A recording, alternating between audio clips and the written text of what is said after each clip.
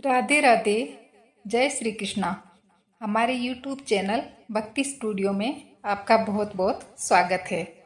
आज मैं आपको दशा माता का डोरा खोलते समय सुनी जाने वाली कथा सुना रही हूँ। एक समय की बात है, राजा नल और रानी दमयंती अपने राज्य में सुखपूर्वक राज्य करते थे। राजा नल के 2 पुत्र थे। उनके राज्य में प्रजा सुखी और संपन्न थी। एक दिन राजमहल में एक ब्राह्मणी आई और रानी से बोली, रानी, दशा का डोरा ले लो। इसकी पूजा करके इसे गले में बांध लेना। आपके घर में सुख समृद्धि बनी रहेगी। रानी ने वह डोरा ले लिया। विधि अनुसार पूजन कर उसे गले में बांध लिया। कुछ दिनों बाद राजा रानी के गले में बंधा वो डोरा देखा तो पूछने लगे, दमयंती, इन सोने के जेवरों के साथ आपने ये डोरा क्यों पहन रखा है? रानी दमयंती कुछ कहती उससे पहले ही राजा वो डोरा तोड़कर जमीन पर फेंक देते हैं। रानी ने डोरा उठाया और उसे पानी में घोलकर पी गई और राजा से बोली, महाराज, ये दशा माता का डोरा था। आपने इसका अपमान किया है। आपको ऐसा नहीं करना चाहिए था। जब रात्रि में राजा सो रहा था तो उसने स्वप्न में एक बूढ़ी महिला को महल में आते हुए देखा और माता लक्ष्मी को महल से जाते हुए देखा। सुबह उठकर राजा ने अपना स्वप्न रानी को सुनाया। रानी बोली, आपने हमारी अच्छी दशा को जाते हुए और बुरी दशा को आते हुए देखा है। अब यहाँ रुकने का कोई फायदा नहीं है। राजा रानी ने अपनी बहू को पीहर भेज दिया और बेटों को राजा भील के महल में छोड़ दिया। अपना मन लगाने के लिए अपना एक पोता साथ में ले लिया। इस प्रकार राजा नल और रानी दमयंती अपना देश छोड़कर दूसरे देश चले गए। चलते चलते रास्ते में राजा के मित्र सेठ का गांव आया। दूतों ने कहा, सेठ जी, आपके मित्र आ रहे हैं। सेठ ने पूछा, कैसे आ रहे हैं? दूत बोले, फटे हाल पैदल ही आ रहे हैं। सेठ बोला, बाहर के कमरे में रुकवाओ। हवेली में सेठानी और बहुएं क्या सोचेगी कि सेठ जी का कैसा मित्र है। राजा नल और रानी दमयंती को बाहर के कमरे में ठहराया गया। उस कमरे में मोर की तस्वीर की खूंटी पर सेठानी का 9 लखा हार टंगा हुआ था। रानी ने देखा कि खूंटी हार को निगल रही है। ये देखकर रानी बोली, महाराज, इस समय हमें यहाँ से चले जाना चाहिए, नहीं तो हमारा चोरी का नाम लगेगा। राजा और रानी दोनों रात में ही वहाँ से चल दिए।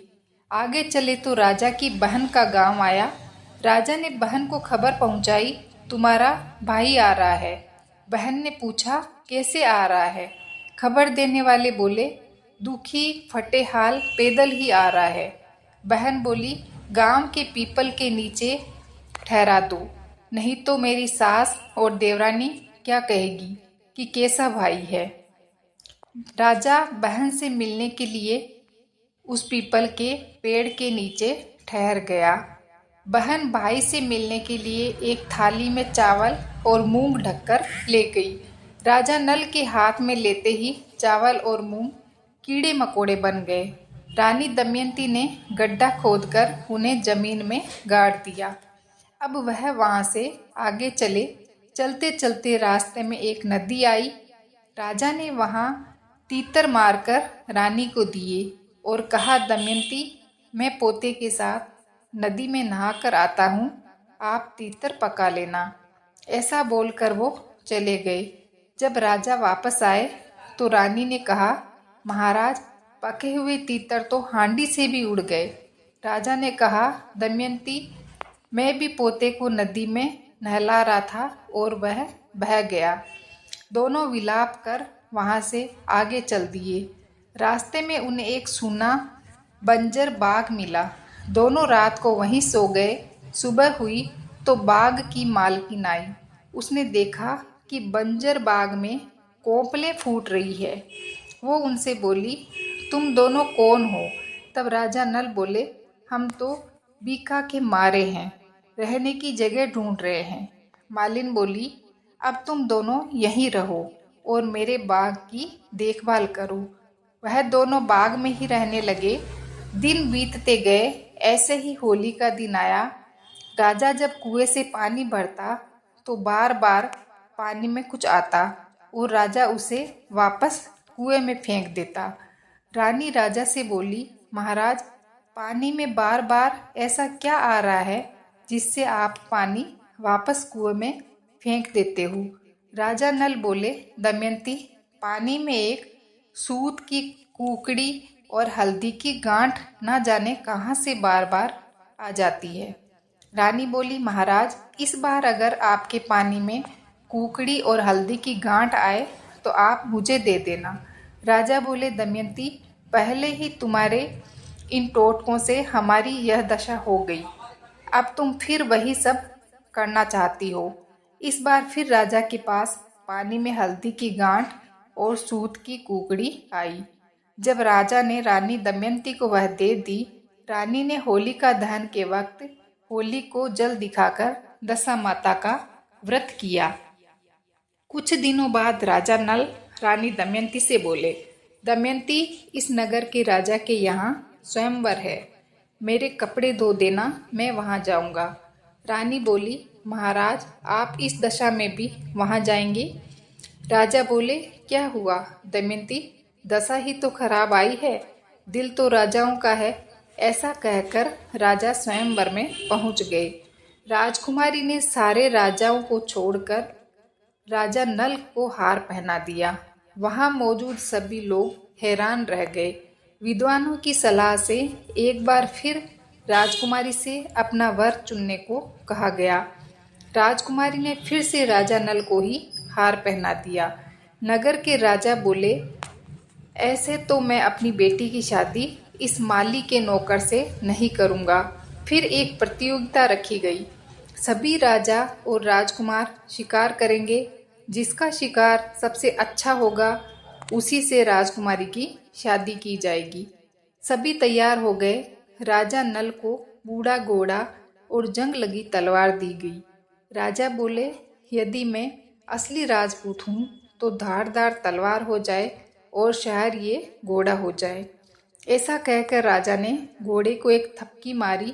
थपकी मारते ही राजा की तलवार पैनी और धारदार हो गई और घोड़ा जवान हो गया। कुछ समय बाद सभी अपना अपना शिकार लेकर राजमहल पहुँचे। किसी के भी शिकार से राजा संतुष्ट नहीं हुए। उन्होंने पूछा, वह माली का नौकर कहाँ है? उसे ढूंढ के लाओ।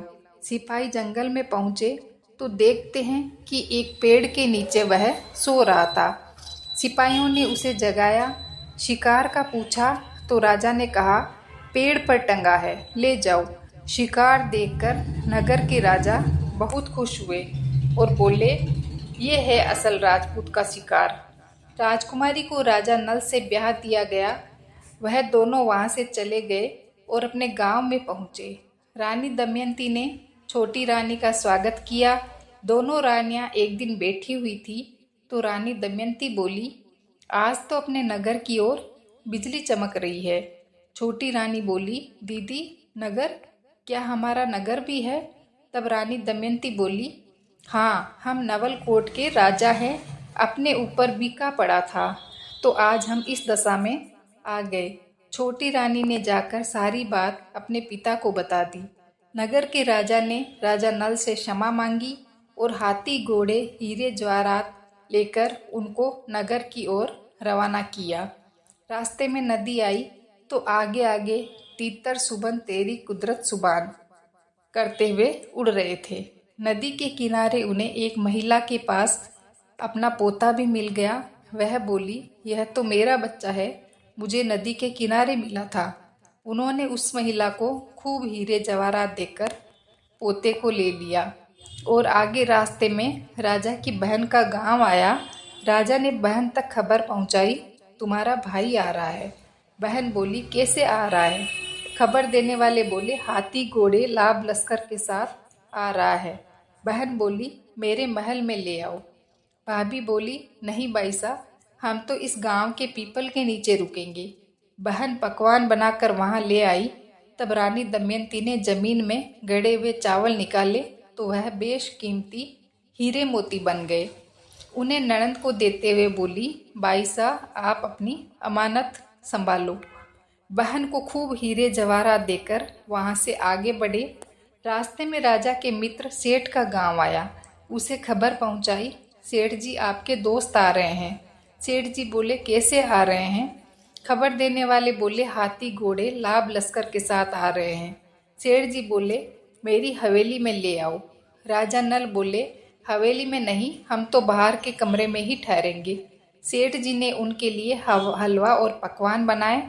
रानी दमयंती ने खूंटी के पास हलवा रख दिया। खूंटी ने हलवा निगल लिया और सेठानी का नौलखा हार वापस उगल दिया। राजा अपने मित्र से बोले, मित्र हमारी दशा खराब आई थी, जो खूंटी भी हार को निगल गई और हम पर चोरी का इल्जाम लग गया। इसके बाद राजा नल अपनी रानियों के साथ पील राजा के पास पहुँचे। वहाँ से अपने पुत्रों को साथ लेकर अपने नगर की ओर चल दिए। जब अपने नगर के निकट पहुँचे तो नगरवासियों ने लाभ लश्कर देखकर सोचा, हमारे राजा तो यहाँ है नहीं और किसी राजा ने हमारे नगर पर आक्रमण कर दिया है। तब उन्होंने नगरवासियों तक सूचना पहुँचाई, आपके राजा नल और रानी दमयंती आ रहे हैं। सभी ने उनका स्वागत किया और गाजे बाजे के साथ उन्हें महल तक पहुँचाया। राजा नल का पहले जैसा ठाट बाट हो गया।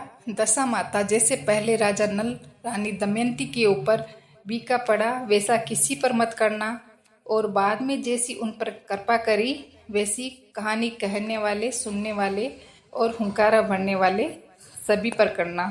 बोलो दशा माता की जय। कहानी पसंद आई हो तो वीडियो को लाइक करें, शेयर करें, सब्सक्राइब करें और कमेंट बॉक्स में जय दशा माता जरूर लिखें। धन्यवाद।